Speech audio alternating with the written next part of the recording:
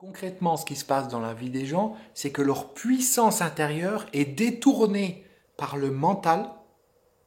Une partie de cette puissance intérieure donc est détournée par ce mental, et cette partie qui est détournée et qui va écouter les conneries du mental s'appelle l'ego. L'ego, c'est cette sensation d'individualisme, cette sensation de séparation par rapport au monde extérieur. C'est-à-dire que tu regardes cette vidéo, tu te dis je suis séparé de David. David ne peut pas faire quelque chose à distance, il ne peut pas y avoir de changement. J'ai besoin de comprendre les choses pour savoir comment ça fonctionne. Tout ça, c'est de l'ego, c'est de la séparation par rapport au monde extérieur. On se dit, je cherche un travail, mais je ne peux pas attirer le bon travail parce qu'on se sent séparé du travail, on se sent séparé des autres, on se sent séparé du monde. On se dit, je ne peux pas attirer la bonne personne, la bonne relation. Tiens, la personne qu'il me faut, elle habite à l'autre bout du monde. Je ne pourrai jamais l'attirer, je ne pourrai jamais la trouver parce qu'on se sent séparé du monde extérieur. Et cette séparation, c'est une illusion, ça s'appelle l'ego. Et cet ego, c'est une partie de ta conscience intérieure qui s'est laissée détourner par le mental et qui a cru aux conneries du mental. Regarde les personnes qui ont le plus d'ego autour de toi ou les personnes que tu peux voir à la télévision qui ont le plus d'ego et tu verras que ce sont des personnes qui sont totalement déconnectées du monde extérieur, de la réalité, qui sont dans leur petit monde et surtout qui ont un profond mal-être intérieur qu'ils essayent de compenser en achetant le maximum de choses, en s'affichant sur les réseaux sociaux, en essayant d'avoir la plus belle voiture que le voisin, en ayant les plus beaux vêtements, etc., etc. Cette notion de moi-je, moi-je, moi-je, parce que ces personnes ont un vrai mal-être intérieur et ce mal-être intérieur, il vient de la déconnexion de leur puissance intérieure. Et ça, c'est de la faute du mental. Parce qu'il va détourner ta puissance intérieure pour créer cet ego et faire grossir l'ego encore. Et avoir un gros ego, c'est pas uniquement vouloir rouler en Lamborghini. Non. Avoir un gros ego, c'est avoir une forte séparation par rapport au monde qui nous entoure, par rapport aux gens, par rapport à la vie, par rapport aux circonstances et par rapport à l'univers d'une manière générale. Le non mental, la puissance du non mental n'a rien à voir avec cette séparation. La puissance du non mental, c'est une puissance globale qui englobe tout et qui peut absolument tout faire parce qu'elle est tout à la fois. Et à l'intérieur de toi, il y a cette puissance.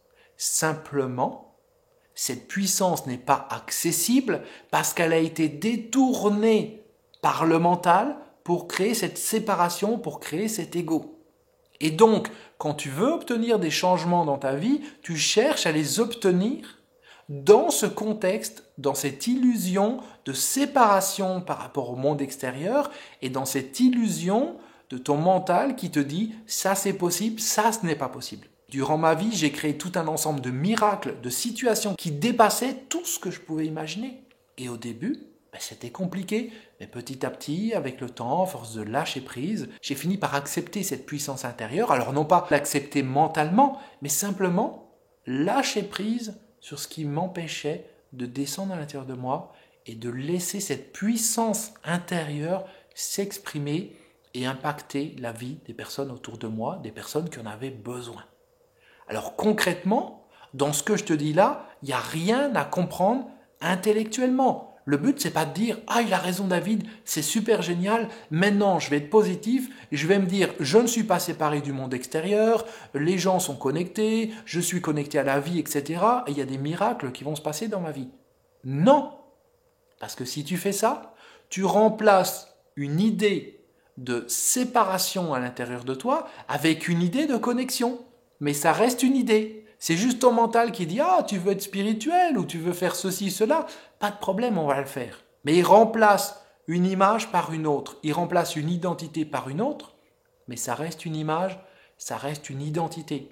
Et c'est pas parce que tu penses que tu peux obtenir des résultats, tu penses que tu peux obtenir de la transformation, tu penses que tout est interconnecté, tu penses qu'il y a la loi de l'attraction, le pouvoir de l'attraction ou je ne sais quoi, que ces choses vont réellement se manifester dans ta vie et surtout que tu vas avoir la puissance de pouvoir gérer ces choses.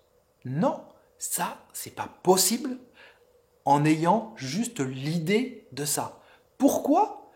Parce que toute ta présence, toute ta puissance intérieure, la quasi-totalité, a été détournée par le mental, encore une fois, pour créer ce sentiment de séparation, pour créer cet ego. Et tu ne peux pas récupérer ton énergie intérieure en utilisant le mental.